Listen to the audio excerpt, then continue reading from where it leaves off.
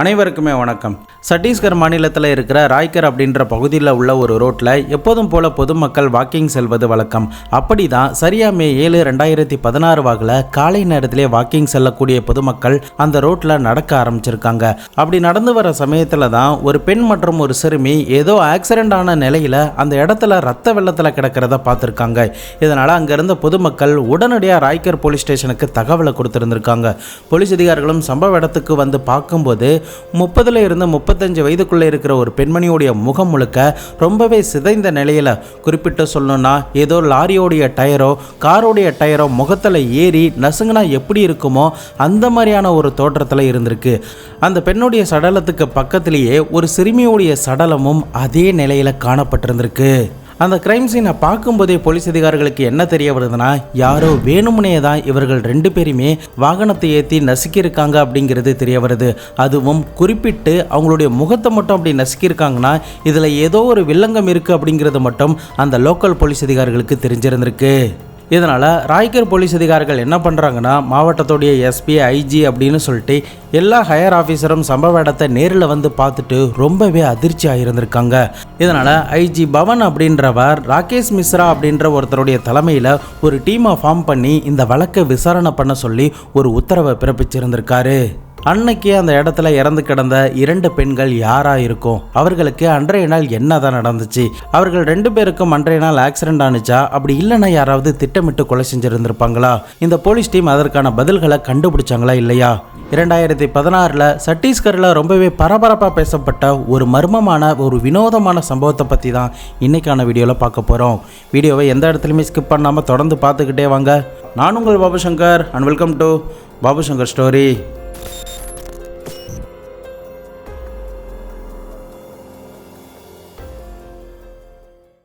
புதுசாக நம்ம சேனலுக்கு இப்போ தான் வந்திருக்கீங்க அப்படின்னா மறக்காமல் சப்ஸ்கிரைப் பண்ணிக்கோங்க.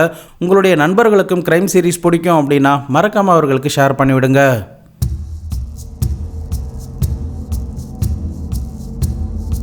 போலீஸ் அதிகாரிகள் கிரைம் சீனில் இருந்து இறந்து போன அந்த சிறுமி மற்றும் இறந்து போன அந்த பெண்ணுடைய சடலத்தை மீட்டு பிரேத பரிசோதனைக்கு அனுப்பி வச்சிருந்திருக்காங்க.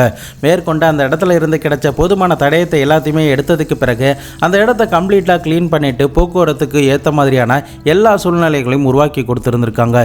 இது எல்லாமே ஒரு பக்கம் நடந்துகிட்டு இருக்கிற சமயத்தில் தான் மறுபக்கம் சத்தீஸ்கருடைய அண்டை மாநிலமான ஒடிசா மாநிலத்தில் பிரஜை நகர் அப்படின்ற பகுதியில் சலோஜ் தாஸ் அப்படின்ற ஒருத்தர் எப்போதும் போல காலை நேரத்தில் டீ கடைக்கு டீ குடிக்க போயிருந்திருக்காரு.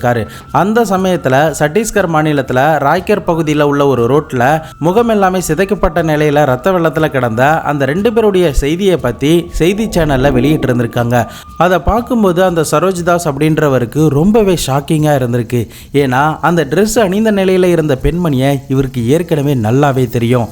ஏன்னா அது வேற யாருமே கிடையாது, இவருடைய அக்காவான கல்பனா தாஸ் அப்படிங்கிறது தெரிய வருது. இதனால உடனடியாக பக்கத்தில் இருக்கிற போலீஸ் ஸ்டேஷனில் போயிட்டு இன்றைய நாள் காலையில் ஒரு செய்தி சேனலில் நியூஸ் வந்துச்சுல, அது என்னுடைய அக்கா தான் அப்படின்ற ஒரு தகவலை கொடுத்திருந்திருக்காரு. உடனடியாக சத்தீஸ்கர் போலீஸ் அதிகாரிகளுக்கு தகவல் கொடுக்கப்பட்டு உடனடியாக சரோஜ் தாஸ் அப்படின்றவரை சத்தீஸ்கர் மாநிலத்துக்கு வர வச்சு அடையாளம் காண சொல்லும்போது இறந்து போன அந்த பெண் அணிந்திருந்த ட்ரெஸ் மற்றும் அந்த பெண்ணுடைய ஐப்ரோவை வச்சு இது தன்னுடைய அக்கா தான் அப்படின்னு அடையாளம் காட்டியிருந்திருக்காரு. அதன் பிறகுதான் அந்த பெண்ணுடைய பேர் கல்பனா தாஸ் அப்படின்னும் அவங்களுக்கு 36 வயது ஆகுது அப்படின்னும் இவங்களுக்கு திருமணமாகி கிட்டத்தட்ட 16 வருடங்கள் கிட்ட ஆகிட்டு அப்படின்னும் அவங்களுடைய மகள் தான் அவங்களுக்கு பக்கத்திலே இறந்து கிடந்தது அப்படிங்கிறதும் தெரிய வருது. அடுத்த கட்டமாக போலீஸ் அதிகாரிகள் கல்பனா பற்றின எல்லா டீட்டெயில்ஸுமே கேட்டு முடித்ததுக்கு பிறகு கல்பனாவுடைய கணவரான சுனில் அப்படின்றவருடைய நம்பரை வாங்கி அவரை சத்தீஸ்கர் மாநிலத்துக்கு வர வச்சு கம்ப்ளீட்டாக அடையாளம் காண சொல்கிறாங்க. அவர் பார்த்ததுமே அது தன்னுடைய மனைவி மற்றும் மகள் தான் அப்படிங்கிறத உறுதிப்படுத்திட்டு ரொம்பவே தேம்பி அந்த இடத்துல அழுது இருந்திருக்காரு. மேற்கொண்டு அங்கே இருந்த போலீஸ் அதிகாரிகள் கிட்ட, நாங்கள் 2 பேருமே பிரிஞ்சு கிட்டத்தட்ட 10 வருடம் ஆயிட்டு, ஆனாலும் என்னுடைய மகளுக்காக நான் நிறைய பணங்கள்லாம் சேர்த்து வச்சுக்கிட்டு இருக்கேன், அவளுடைய கல்யாணத்தை ரொம்பவே சிறப்பாக பண்ணணும், அவளுக்கு நல்ல படிப்பை கொடுக்கணும் அப்படின்னு ஆசைப்பட்டு நான் அவளை எந்தவித தொந்தரவுமே பண்ணாமல் தான் நான் தனியாக வாழ்ந்துக்கிட்டு இருந்தேன். ஆனால் அது எல்லாமே இப்போ வேஸ்ட்டாக போயிடுச்சு அப்படின்னு வேதனையோட அழுதுகிட்டே அங்கே இருந்த போலீஸ் அதிகாரிகள் கிட்ட சொல்லியிருந்திருக்காரு. ஒடிசா மாநிலத்தில் ருகேஷ் தாஸ் அப்படின்றவருக்கு பிறந்த மகள் தான் இந்த கல்பனா. இந்த ருகேஷுக்கு மொத்தம் 3 பிள்ளைகள். முதலாவதாக தான் இந்த கல்பனா, இரண்டாவதாக தான் சரோஜ் தாஸ் அப்படின்ற ஒரு நபர், மூன்றாவதாக சரண் தாஸ் அப்படின்ற ஒரு நபர். இந்த கல்பனா இவங்க பிறந்த மாவட்டத்திலே இருக்கிற ஒரு கல்லூரியில் படிச்சுக்கிட்டு இருக்கிற சமயத்தில் தான் சுனிலுடைய பழக்கம் இவங்களுக்கு கிடைச்சிருந்திருக்கு. அதன் பிறகு 2 பேருமே காதலில் விழுந்திருந்திருக்காங்க. இந்த காதலை பற்றி அந்த பெண்ணுடைய வீட்டுக்கு தெரிந்ததுமே பயங்கரமாக அவங்களுடைய அப்பா சண்டை போட்டிருந்திருக்காரு. இதனால் என்ன பண்ணலாம், தங்களுடைய காதலுக்கு எதிர்ப்பு தெரிவிக்கிறாங்களே அப்படின்னு சொல்லிட்டு இவங்க 2 பேருமே வீட்டை விட்டு ஓடி போய் ஒரு கோவிலில் திருமணம் கட்டிக்கிறாங்க. அதன் பிறகு 2 பேருமே தனியாக வாழ ஆரம்பித்ததும் இந்த சுனில் அப்படின்றவர் ஒரு எலக்ட்ரானிக் ஷாப் வச்சு அந்த ஊர்லேயே நடத்த ஆரம்பிச்சிருக்காரு. மறுபக்கம் கல்பனா சட்டப்படிப்பு படிப்பதற்காக காலேஜுக்கு போய்கிட்டு இருக்காங்க. சுனில் தனக்கு கிடைக்கிற வருமானத்தில் தன்னுடைய குடும்பத்தை ரொம்பவே நல்லா தான் பார்த்துக்கிட்டு இருந்திருக்காரு. இதன் பிறகு கொஞ்ச நாட்கள்லேயே சுனில் மற்றும் கல்பனாவுக்கு ஒரு அழகான பெண் குழந்தை பிறக்குது. அந்த பெண் குழந்தைக்கு பிரகதி அப்படின்ற ஒரு பெயரை வச்சிருந்திருக்காங்க. இப்படியே நாட்கள் மெல்லமாக நகர்ந்துக்கிட்டே போகுது. ஒரு பக்கம் கல்பனா தன்னுடைய படிப்பை முடிச்சிருந்திருக்காங்க. மறுபக்கம் குழந்தையெல்லாம் வந்ததுக்கு பிறகு இந்த சுனிலுடைய வருமானம் அந்த வீட்டுக்கு போதுமான அளவு இல்லாமலே போகுது. மேற்கொண்டு கல்பனா அடிக்கடி நம்ம வெளியூர் போகலாம், எங்கேயாவது சுற்றி பார்க்க போகலாம், டூரிஸ்ட் பிளேஸ் போகலாம் அப்படின்னு சொல்லிட்டு தன்னுடைய கணவரை ஃபோர்ஸ் பண்ணிக்கிட்டே இருந்திருக்கா. ஆனால் கணவர்கிட்ட அந்தளவுக்கு வருமானம் இல்லாததுனால அப்படியே நம்ம வெளியில் போகணுன்னாலும் டிரான்ஸ்போர்ட் செலவு, ஹோட்டல் ரூம் செலவு, சாப்பாடு அப்படின்னு சொல்லிட்டு எக்கச்சக்கமான செலவுலாம் ஆகும், என்னால் இப்போ முடியாது அப்படின்னு தெரிவிக்கிறாரு. இதனாலேயே இவர்கள் 2 பேருக்குள்ளேயும் பயங்கரமான சண்டைகள்லாம் ஏற்பட ஆரம்பிக்குது. மறுபக்கம் என்னதான் இந்த பெண் சட்டப்படிப்பு படித்தாலும் அதற்கு உண்டான ப்ராக்டிஸ் அப்படின்னு சொல்லிட்டு எதுவுமே பண்ணலை, வேலைக்கு எதுவுமே போகலை, வீட்டில் இருந்தபடியே தான் தன்னுடைய கணவரை இந்த மாதிரிலாம் ஃபோர்ஸ் பண்ணிக்கிட்டே இருந்திருக்காங்க. இது ஒரு கட்டத்தில் சுனிலுக்கு ஆத்திரத்தை ஏற்படுத்தினாலும் 2 பேருமே திருமணமாகி 4 வருடத்தில் பிரிஞ்சு இருந்திருக்காங்க. இதன் பிறகு கல்பனா தன்னுடைய பெண் குழந்தையை அழைத்து கொண்டு மறுபடியும் தன்னுடைய அப்பாவுடைய வீட்டுக்கு வந்திருந்திருக்காங்க. அதன் பிறகு கல்பனாவுடைய அப்பா அவள் செய்த தவறெல்லாம் மன்னித்து வீட்டுக்குள்ளேயும் விட்டுருந்திருக்காரு. இதன் பிறகு நான் சட்டப்படிப்பு படிச்சிருக்கேன், எனக்கு எங்கேயாவது வேலை வாங்கி கொடுங்க அப்படின்னு கல்பனா தன்னுடைய அப்பா கிட்ட கேட்டதுக்கு பிறகு தான் சரியா 2006 வாக்கில் அந்த ஊரில் காங்கிரஸ் எம்எல்ஏவாக இருந்த அனூப் குமார் சாய் அப்படின்ற ஒருத்தர்கிட்ட இந்த பெண்ணை ஜாயின் பண்ணி விட்டுருந்துருக்காங்க. இந்த அனூப் அப்படின்றவர் அந்த பகுதியில் 1999 எம்எல்ஏவாக இருந்திருக்காரு. அதன் பிறகு 2004 எம்எல்ஏவாக இருந்திருக்காரு. தற்போதைக்கு அவர் எம்எல்ஏவாக இருக்கிறதுனால அவர் தன்னுடைய இன்ஃப்ளூயன்ஸை பயன்படுத்தி இந்த கல்பனாவுக்கு சில வேலைகள்லாம் ஏற்பாடு பண்ணி கொடுத்துருந்துருக்காரு.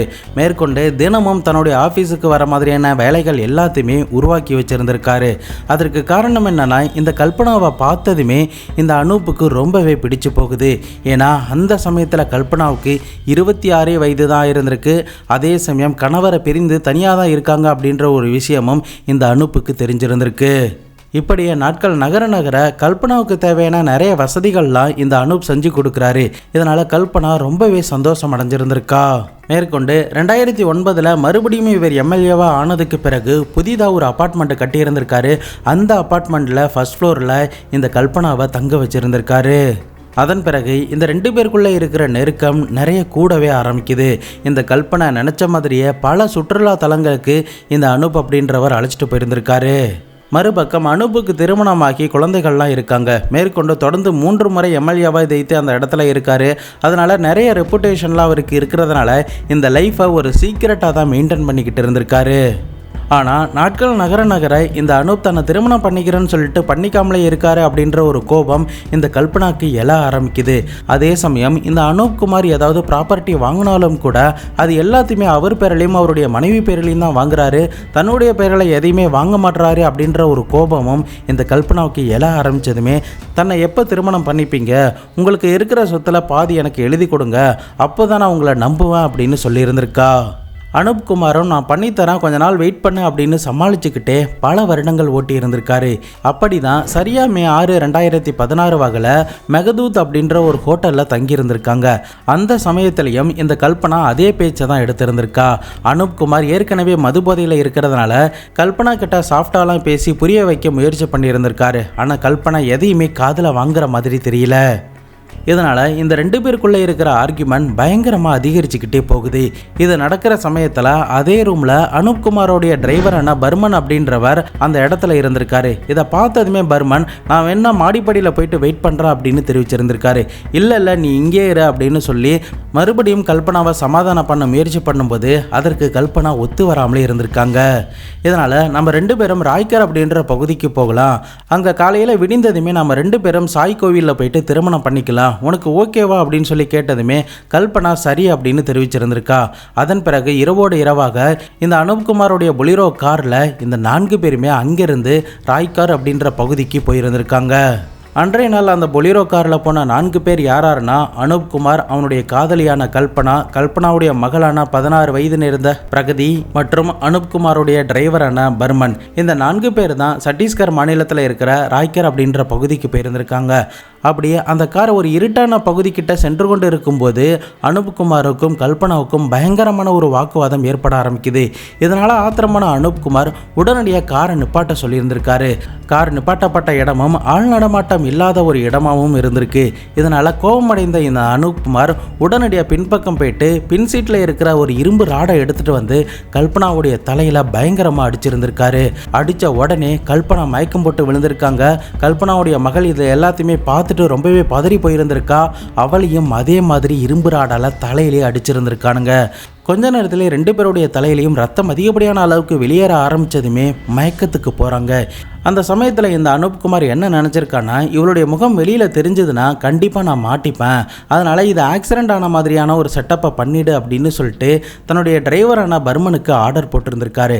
அதன் அடிப்படையில் இந்த பர்மன் என்ன பண்ணியிருந்திருக்கானா, அவங்க வந்த காரை ரிவர்ஸில் ரொம்ப தூரம் போயிட்டு வேகமாக முன்னாடி வந்து அவங்களுடைய தலையிலேயே ஏற்றி இருந்திருக்கான். டயருக்கு கீழே ஒரு எலுமிச்சம்பழம் எப்படி சதறுமோ அந்த மாதிரியான ஒரு தோற்றத்தில் தான் அந்த 2 பெண்களுடைய தலையும் அன்றைய நாள் சதறி இருந்திருக்கு. ஒரு கட்டத்தில் அடையாளம் தெரியாத அளவுக்கு அது மாற ஆரம்பித்ததுமே 2 பேருமே அதே காரில் கிளம்பி ரிட்டன் ஒடிசா மாநிலத்துக்கே வந்து இருந்திருக்காங்க. இந்த விஷயங்கள் எப்படி போலீஸ் அதிகாரிகளுக்கு தெரிய வந்துச்சுன்னா, கல்பனாவுடைய கணவரான சுனில் கிட்ட விசாரணை பண்ணும்போது அவர் என்ன சொல்லியிருந்திருக்காருன்னா, என்னுடைய மனைவி இந்த எம்எல்ஏ கூட தான் இருக்காங்க அப்படிங்கிறது தெரிஞ்சதுமே ஒரு நாள் பார்க்கறதுக்காக நான் போனேன். அந்த சமயத்தில் அந்த எம்எல்ஏ என்னுடைய மகளையும் என்னுடைய மனைவியும் பார்க்க விடலை. இதனால் பெருத்த ஏமாற்றத்தோடு நான் வீடு திரும்பினேன். அதை என்னால் ஏற்றுக்கவே முடியல அப்படின்னு சொல்லி அழுதுகிட்டே சொல்லியிருந்திருக்காரு. இதனால் அந்த எம்எல்ஏவை சீக்கிரட்டாக போலீஸ் அதிகாரிகள் ஃபாலோ பண்ணியிருந்திருக்காங்க. அதே சமயம் அவருடைய ஃபோன் கால் ரெக்கார்ட்ஸ், அந்த பெண்மணியோடைய ஃபோன் கால் ரெக்கார்ட்ஸ் அப்படின்னு சொல்லிட்டு எல்லாத்தையுமே செக் பண்ணி பார்க்கும்போது சம்பவம் நடந்த இடத்துல இது எல்லாத்தையுமே காட்டியிருந்திருக்கு. இந்த வழக்கை சத்தீஸ்கர் போலீஸ் அதிகாரிகள் கையில் எடுத்த சமயத்தில் ஒடிசா மாநிலத்தில் PJL அப்படின்ற ஒரு கட்சி தான் ஆட்சி புரிஞ்சுக்கிட்டு இருக்கு. இந்த அனூப்குமாருக்கு ஒடிசாவுடைய CM நல்லாவே தெரியும், நல்ல பழக்கமும் அவருக்கு வச்சிருந்திருக்காரு. இதனால் பொலிட்டிக்கல் ரீதியாக தாங்கிட்ட யாருமே நெருங்கிடக்கூடாது அப்படிங்கிற மாதிரியான ஒரு சுச்சுவேஷன் எல்லாத்தையுமே இந்த அனூப்குமார் கிரியேட் பண்ணி வச்சிருந்திருக்காரு. மேற்கொண்டு அவருடைய எம்எல்ஏ பதவி முடிஞ்சதுக்கு பிறகு காங்கிரஸ் கட்சியில் இருந்து அந்த PJL அப்படின்ற கட்சிக்கு மாறி இருந்திருக்காரு. இதனால் நிறைய சப்போர்ட்டும் அவருக்கு இருந்திருக்கு. அந்த கட்சியிலேயே ஒரு முக்கியமான பொறுப்பில் சேர்மனாகவும் இருந்திருக்காரு. இதனால் போலீஸ் அதிகாரிகளால் அவரை நெருங்கவே முடியல. இறுதியாக 2018 ஒடிசா மாநிலத்தில் ஆட்சி மாற்றம் வந்திருக்கு. இதனால் அனூப்குமாருக்கு எதிராக எல்லா ஆதாரத்தையும் போலீஸ் அதிகாரிகள் தீவிரமாக திரட்ட ஆரம்பித்து இறுதியாக பிப்ரவரி மாதம் 13ஆம் தேதி 2020 வாக்கில் இந்த அனூப்குமாரை வந்து கைது பண்ணியிருந்திருக்காங்க. கைது பண்ணி கஸ்டடியில் எடுத்து விசாரணை பண்ணும்போது தான் நான் சொன்ன விஷயங்கள் எல்லாத்தையுமே அவர் தெரிவிச்சிருந்திருக்காரு. அதன் பிறகு தான் அவருடைய டிரைவரான பர்மன் அப்படின்றவங்களையும் கைது பண்ணி IPC செக்ஷன் 302, 120B அப்படின்னு சொல்லிட்டு பல பிரிவுகளின் கீழே வழக்கு பதிவு பண்ணி கோர்ட்டில் சார்ஜ் ஷீட்டும் ஃபைல் பண்ணியிருந்திருக்காங்க. இறுதியாக 2022 வாக்கில் இந்த 2 பேருக்குமே ஆயுள் தண்டனையும் கொடுத்துருந்துருக்காங்க. தற்போதைக்கு இந்த 2 பேரும் ஜெயிலில் தான் கம்பி எண்ணிக்கிட்டும் இருக்காங்க.